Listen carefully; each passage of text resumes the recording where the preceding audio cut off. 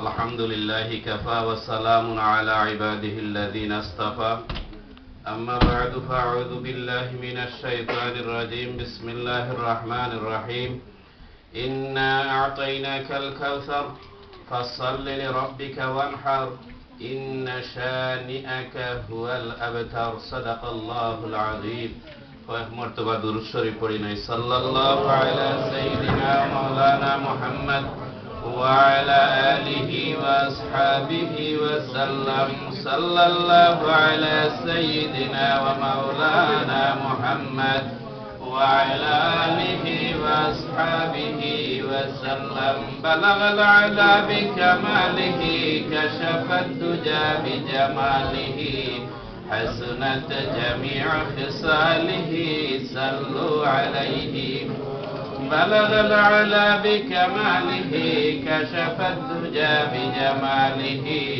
حسنت جميع خصاله صلوا عليه وآله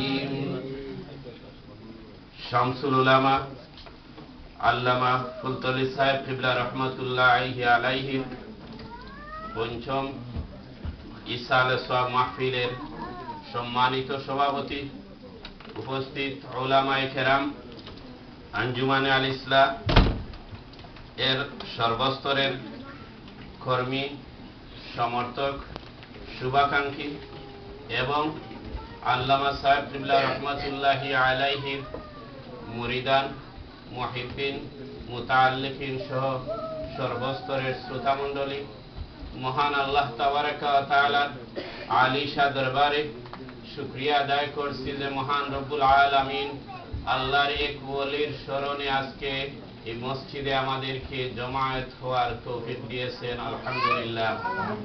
সম্মানিত উপস্থিতি, মাগরিবের পর থেকে যথারীতি উলামায়ে কেরামের জবান থেকে অত্যন্ত গুরুত্বপূর্ণ বক্তব্য শুনে আসছে। আমরা আমাদের মাহফিলের নির্ধারিত টাইমের প্রায় শেষ পর্যায়ে এসে পৌঁছে গেছি। আমার ইচ্ছা ছিল কিছু না বলে আমার যে সময়টুকুন, এই সময়টুকুন বাইরে থেকে যে সমস্ত উলামায়ে কেরাম এসেছেন ওনারাই বলবেন, ওনাদের জবান থেকে আমরা শুনব। আমরা এই অঞ্চলে যারা আছি আমরা তো সব সময় একে অপরের সাথে দেখা হচ্ছে, কথাবার্তা শুনে আসছি। যাকে এরপরে যখন বলা হয়েছে আল আমরু ফাওকাল আদব, এই উদ্দেশ্য নিয়ে দাঁড়িয়েছি। অতি অল্প সময়েই আমার কথা শেষ করব। আপনাদের খিদমতে মহান কুরআনে কারীম থেকে একেবারে ছোট্ট থেকে ছোট্ট একটা সূরা আমি তিলাওয়াত করেছি। কুরআনে কারীমের 114টা সূরার মধ্যে যে একেবারে শর্ট সূরাগুলোর মধ্যে অন্যতম একটা সূরা হচ্ছে সূরা কাউসার। এই সূরা কেন আমি তিলাওয়াত করলাম? সূরার মধ্যে এমন একটা ওয়ার্ড রয়েছে, সর্বশেষ ওয়ার্ড আবতার। ইন্না শানিআকা হুয়াল আবতার। আবতার বলা হয় লেজ কাটা, নির্বংশ, যাকে বলা হয় যার কোনো বংশের উত্তরাধিকারী জীবিত থাকে না। হুজুরে পাক সাল্লাল্লাহু আলাইহি ওয়াসাল্লামের সাহেবজাদা হযরত কাসিম অথবা ইব্রাহিম যখন ইন্তেকাল করলেন, ওই আরবের মুশরিকেরা, বিশেষ করে আস ইবনে ওয়াইল, রিওয়ায়াতের মধ্যে আসছে, অন্য রিওয়ায়াতের মধ্যে আসছে উকবা, অন্য রিওয়ায়াতের মধ্যে আসছে কাব ইবনে আশরাফ। যাই হোক, এই বড় বড় মুনাফিক লিডার দ্বারা ওই আস ইবনে ওয়াইল সহ ওরা হুজুরে পাক সাল্লাল্লাহু আলাইহি ওয়াসাল্লামের ব্যাপারে নানান কটূক্তি করতে আরম্ভ করলো। যখন হুজুরের প্রশংসার মধ্যে কেহ কিছু বলতেন, ওই নাফরমানেরা বলতো, আরে ওই লোকের কথা ছেড়ে দাও, উনি নির্বংশ, লেজ কাটা। বলেন নাউযু বিল্লাহি মিন যালিক। হুজুরে পাক সাল্লাল্লাহু আলাইহি ওয়াসাল্লাম মসজিদে নববীতে একদিন আরাম করেছেন সাহাবায়ে কেরামের সামনে। হযরত আনাস রাদিয়াল্লাহু আনহু হাদিস বর্ণনা করেন যে আমাদের সম্মুখে হুজুর বসে আছেন, এমন সময় হুজুরের চেহারার মধ্যে একটু তন্দ্রার ভাব আসলো। আমরা দেখতে পেলাম হুজুর যেন একটু আরামের মধ্যে আছেন। কিছু সময় পরে হুজুর স্মাইলিং করে ওই মৃদু হেসে হেসে আবার সজাগ হয়ে গেলেন। আমরা হুজুরের খিদমতে আরজ করলাম, ইয়া রাসূলুল্লাহ সাল্লাল্লাহু আলাইহি ওয়াসাল্লাম মেহেরবানি করে আমাদেরকে বলে দেন যে আপনি দেখলাম একটু আরাম করছেন, আবার মুস্কি হেসে হেসে আপনি জাগ্রত হয়ে গেলেন, ইয়া রাসূলুল্লাহ কি ব্যাপার? রাহমাতুল লিল আলামিন নবী মুহাম্মদুর রাসূলুল্লাহ সাল্লাল্লাহু আলাইহি ওয়াসাল্লাম সাহাবায়ে কেরামের প্রশ্নের জবাবে বলে দিলেন, এ আমার সাহাবীরা, এই মুহূর্তে আমি এমন আল্লাহর পক্ষ থেকে এমন একটা সুসংবাদ পেয়েছি, মহান রব্বুল আলামিন আমাকে এমন একটা গিফট দিয়েছেন, আমাকে গিফটেড করেছেন যে মহান রব্বুল আলামিন এই নবী আদম আলাইহিস সালাতু ওয়াস সালাম থেকে নিয়ে আজ পর্যন্ত পৃথিবীর মধ্যে যত নবী রাসূল এসেছিলেন কাকে এমন কোন নিয়ামত দেন নাই যে নিয়ামতটা এই মুহূর্তে আমার আল্লাহ আমাকে দান করেছেন। হুজুরের খিদমতে এমন নিয়ামতের কথা শুনে সাহাবায়ে কেরাম আগ্রহ প্রকাশ করেন, ইয়া রাসূলুল্লাহ সাল্লাল্লাহু আলাইহি ওয়াসাল্লাম মেহেরবানি করে এই নিয়ামতের ঘটনাটা আমাদেরকে বর্ণনা করেন, কেমন নিয়ামত এই মুহূর্তে আপনি পেয়েছেন? হুজুর পাক সাল্লাল্লাহু আলাইহি ওয়াসাল্লাম জবাবে বলেন, আমার সাহাবী, এই মুহূর্তে মহান রব্বুল আলামিন আমাকে এমন একটা নিয়ামত দান করেছেন যে নিয়ামতটা ইতিপূর্বে আর কোন নবীকে দেওয়া হয় নাই, কোন নবীর উম্মতগণকে দেওয়া হয় নাই। এই মুহূর্তে আল্লাহ আমাকে দান করেছেন। আল্লাহ পাক জানিয়ে দিয়েছেন, ইন্না আ'তাইনাকাল কাউসার, আমাকে এমন একটা কাউসার দান করা হয়েছে, এমন একটা হাউস দান করা হয়েছে যে কাউসারটা হচ্ছে, হুজুর ওইটার ডেফিনেশন বর্ণনা করতে গিয়ে বললেন, এটা হচ্ছে বেহেশতের এমন একটা ঝর্ণা, এমন একটা হাউস, এটা এমন একটা অদ্বিতীয় নিয়ামত। ওই হাউজে কাউসারের পানি পান করার জন্য ময়দানে মাশরে অন্যান্য নবীর শুধু উম্মতেরা নয়, নবীরা পর্যন্ত আমার পিছনে পিছনে ভিড় জমাবে। সবাই ওই হাউজে কাউসারের পানি পান করার জন্য আমার পিছনে ভিড় জমাবে।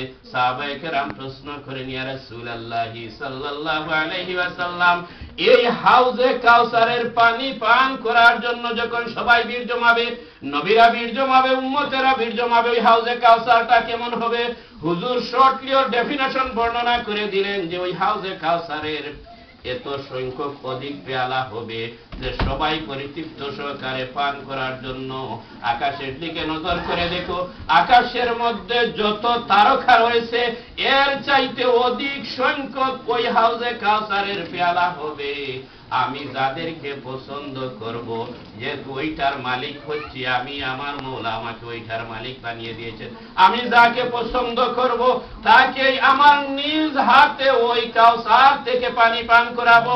এ আমার সাহাবীরা, তোমরা জেনে নাও, ওই হাউজে কাউসারের পানি একবার যে পান করবে আর কিয়ামত কি এমন কি আর কখনো তার ওই পানির পিপাসা আর তার মধ্যে থাকবে না। সুবহানাল্লাহ। হুজুর পাক সাল্লাল্লাহু আলাইহি ওয়াসাল্লামকে সান্ত্বনামূলক মহান রব্বুল আলামিন এমন নিয়ামতের কথা শুনিয়ে দিলেন।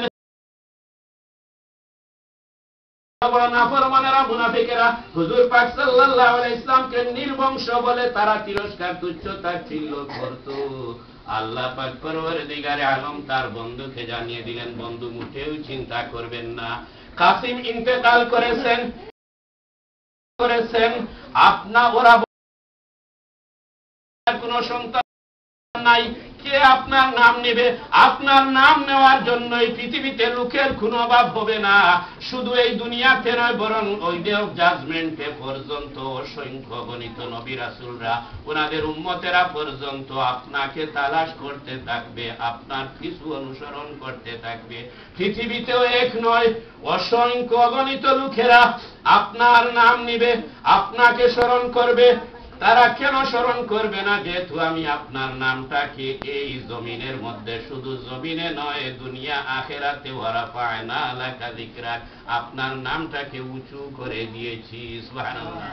আল্লাহ তাবারাকা ওয়া তাআলা তার বন্ধুকে এমন পজিশন দান করেছিলেন। কেন আমি ওই আয়াত বললাম? সাহেব কিবলা রাহমাতুল্লাহি আলাইহি যখন জমিনের মধ্যে জীবিত ছিলেন, আমরা দেখেছি নবী রাসূলদের যেভাবে এক যুগে যুগে লোকেরা শত্রু ছিল, নবী রাসূলদের সম্মুখে আসার পরে ওই তাবেদারি করতে, রব করতে, তাজিম তকরিম করতে লোকের কোনো অভাব হতো না, কিন্তু পিছনে যাওয়ার পরে নানান কটূক্তি করত। ঠিক সাহেব কিবলা রহমাতুল্লাহি আলাইহি যখন জীবিত ছিলেন, সাহেব কিবলাকে দেখেছি আমরা, উনার ওই অবর্তমানে, উনার পিছনে যাওয়ার পরে উনার সমালোচকদের কোনো অভাব ছিল না, কিন্তু এটা বাস্তব সত্য।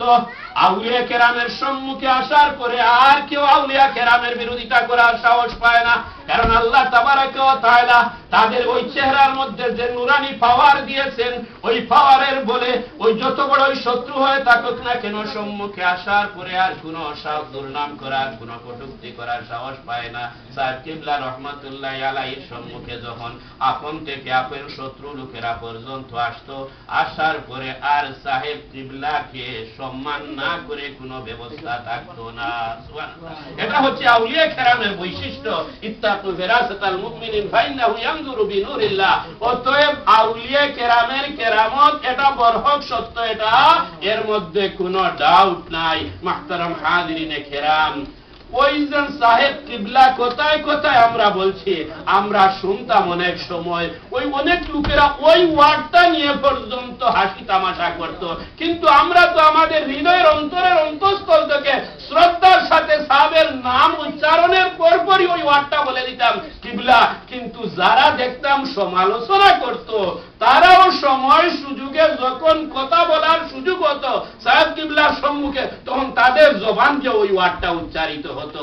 আমার স্মরণ আছে ওই তাসলিমা নাসরিনের বিরুদ্ধে যখন সাহেব কিবলা রহমতুল্লাহ আলাইহি ওই আহ্বানের সিলেট ইস্তারি ময়দানে যখন সর্বদলীয় লোকের এবং উলামায়ে কেরামের কনফারেন্স হয়েছিল, ওই মাহফিলের সভাপতি ছিলেন সাহেব কিবলা রহমতুল্লাহ আলাইহি।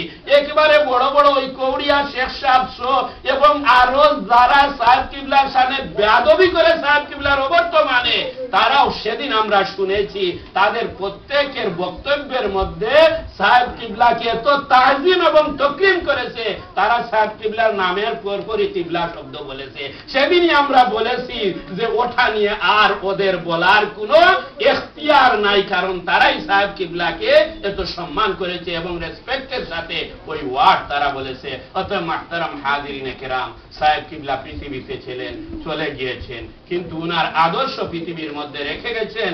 আমরা সাহেব কিবলার মিশনকে এগিয়ে দিতে হবে। ইতিপূর্বে মাওলানা সাহেব বয়ান করেছেন যে সাহেব কিবলা রহমতুল্লাহ আলাইহি যে ওসিয়ত নসিহত, এগুলা যদি আমরা একটু আমাদের সম্মুখে রেখে আমরা অ্যাডভান্স হই, তাহলে আমরা কিন্তু দিশাহারা হওয়ার আর কোনো উপায় নাই। কারণ সাহেব কিবলা রহমতুল্লাহ আলাইহি কেমন এক আদর্শ ছিল, কেমন মিশন ছিল, যে প্রত্যেকটা বয়ানের পরে সাহেব কিবলা কেমন ওসিয়ত করতেন। যেখানে বয়ান শুরু করেছেন, বয়ান শুরু করে এই ঘন্টার পর ঘন্টা বয়ান করে এরপরে উনার বয়ানের পরিসমাপ্তি গিয়ে ঘটতো মদিনা মুনওয়ারায়। কারণ যে সাবজেক্টের উপরই বয়ান শুরু করতেন, ওটার পরিসমাপ্তি ঘটতো গিয়ে মদিনা মুনওয়ারায় ইশকে রাসূলের শানে বয়ানের মাধ্যমে গিয়ে পরিসমাপ্তি ঘটতো। আর যাদের কলবের মধ্যে রাসূলের ইশক এবং মহব্বত সদা সর্বদা জাগ্রত রয়েছে, তাদের জবানের মধ্যে এমন সুন্দর কথাই মানায়। তাই সাহেব কিবলা রহমতুল্লাহ আলাইহি সব সময় প্রত্যেকটা বয়ানের পরে যে 5টা ওসিয়ত করতেন আমরা শুনেছি, আজকে সেই ওসিয়ত গুলাকে আমাদের ফলো করে চলতে হবে। শুধু শুধু এই খেয়ালের মধ্যে রাখলেই হবে না, ওগুলার উপর আমাদেরকে বাস্তবে আমল করতে হবে। যদি আমরা বাস্তবে আমল করে নেই, তাহলে আমাদের মধ্যে যা রয়েছে ছোটখাটো বিষয়, ওগুলা কিন্তু আর থাকবে না। কারণ কেনই থাকবে, আমরা তো সাহেব কিবলার ওই মিশনকে চালিয়ে নিয়ে যাচ্ছি। সাহেব কিবলার ওই আদর্শকে বাস্তবায়িত করার জন্য আমরা আঞ্জুমানে আল ইসলাহ করছি। আমি নিজে আমাকে আঞ্জুমানে আল ইসলাহর একজন কর্মী হিসাবে দাবি করব, আর কোথায় কোথায় মিথ্যা বলবো, এটা কিন্তু সাহেব কিবলার আদর্শ নয়। কারণ আমার সাহেব কিবলা কখনো মিথ্যা কথার আশ্রয় নেন নাই। আর আমি একজন সাহেব কিবলার সৈনিক, আমি একজন ওনার মুহিব্বিন মুতাআল্লিকিন, আমি কোথায় কোথায় মিথ্যা কথা বলবো। সাহেব কিবলা রহমতুল্লাহ আলাইহি অন্যের সমালোচনা করেন নাই কখনো। আমি একজন আঞ্জুমানে আল ইসলাহর কর্মী দাবি করব, আর আমি অন্যের সমালোচনা করব। অন্যের বিরুদ্ধে কখনো ষড়যন্ত্র করেন নাই, যা বলতেন প্রকাশ্য বলতেন। আর এই প্রকাশ্য বলার কারণেই এই সৈয়দপুরের ময়দানে সাহেব কিবলা রহমতুল্লাহ আলাইহি নিজের শরীর থেকে রক্ত জড়াতে হয়েছে। অতএব মুহতারাম হাজিরিনে কেরাম, আমার শেষ কথা এটাই যে সাহেব কিবলার এই আদর্শকে যেহেতু এগিয়ে নিয়ে যাওয়ার জন্য আজকে আমাদের এই ইসালে সওয়াব মাহফিলের আয়োজন, আমরা সংগঠন করে যাচ্ছি আমাদের যাবতীয় কার্যক্রম। অতএব আমাদের মধ্যে যে সমস্ত বিষয়াদি রয়েছে, যে সমস্ত গর্হিত কার্যকলাপ রয়েছে, ওগুলাকে পরিহার করতে হবে এবং নিজেকে ইসলাহ করে, যেহেতু আঞ্জুমানে আল ইসলার ডাকে আজকে আমরা জমায়েত হয়েছি, অতএব আমাকে ইসলাহ হতে হবে, আমাকে সংশোধন হতে হবে এবং আমি নিজে সংশোধন হয়ে আমার আশপাশ কুমাংকুসাকুম আহলিকুম নারা, আমার আশপাশ যারা রয়েছে ওই কুরআনে কারীমের এই ফরমান অনুযায়ী অন্যকেও সংশোধন করার জন্য আমি চেষ্টা করব। আল্লাহ যেন আমাদেরকে তৌফিক দেন। আমিন। ওয়া আখিরু দাওয়ানা আনিল